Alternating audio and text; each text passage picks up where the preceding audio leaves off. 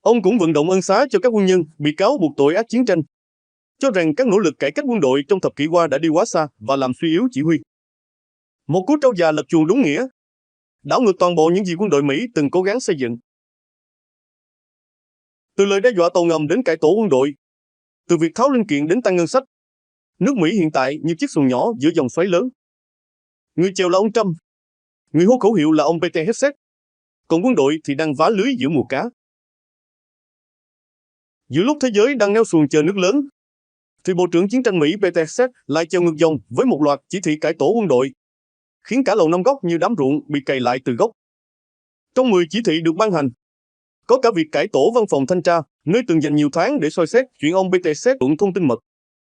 Một kiểu gà nhà đá nhau giữa thời chiến, khiến dân tình vừa cười vừa lo. Ông Pete Hegseth tuyên bố sẽ rà soát lại cách dùng các từ như bắt nạt, ma cũ bắt nạt ma mới, lãnh đạo độc hại, cho rằng chúng đã bị vũ khí hóa để làm suy yếu uy tín chỉ huy. Một cú lật xuồng giữa dòng, xóa sạch những chính sách cũ như thể đang dọn bùn trong ao để nuôi cá mới. Ông không ngần ngại nói thẳng, không muốn thấy cảnh tướng lĩnh béo phì, binh sĩ thừa cân. Quân đội phải gọn gàng, rắn rỏi như trâu kéo lúa mùa nước nổi, chứ không phải heo nái nằm chuột. Tất cả quân nhân, bất kể cấp bậc, đều phải kiểm tra thể lực và cân nặng 2 lần một năm, như thể đang đo vó cá để chọn người chèo ghe. Tại căn cứ Quantico, ông Pete Hegseth tuyên bố binh sĩ phục vụ tại vị trí chiến đấu phải đạt chuẩn thể lực cao nhất dành cho nam giới. Ông không muốn con trai mình chiến đấu bên cạnh người không đủ sức, không thuần thục mang theo người chưa biết bắn súng.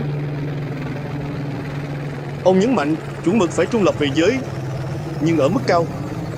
Tinh thần chiến binh phải được khôi phục, không còn chỗ cho gió chiều nào theo chiều đó. Hình ảnh ông tập luyện cùng binh sĩ tại các căn cứ như ông chủ ruộng xuống đồng, vừa thị phạm vừa truyền lửa. Ông Pete Hegseth tuyên bố từ nay không còn Bộ Quốc phòng tỉnh thức, mà là Bộ Chiến tranh, nơi chỉ có một sứ mệnh duy nhất, chuẩn bị và giành chiến thắng. Tư tưởng chủ hòa bị coi là ngây thơ, nguy hiểm, như thể thả lưới mà không buộc dây. Ông khẳng định nếu kẻ thù thách thức, chúng sẽ bị nghiền nát bởi sức mạnh, sự chính xác và sự mạnh bạo, một lời tuyên chiến như thả cá mập vào đầm sen. Cuộc đua tàu ngầm Mỹ-Nga, Trung, 3 dòng nước, một lưới sắt. Tổng thống Trump cảnh báo Nga và Trung Quốc đang rút ngắn khoảng cách về số lượng tàu ngầm.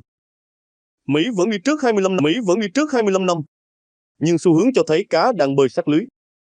Ông tiết lộ đã triển khai tàu ngầm hạt nhân sau khi bị đe dọa bởi phát biểu của ông Medvedev về hệ thống Dekhen.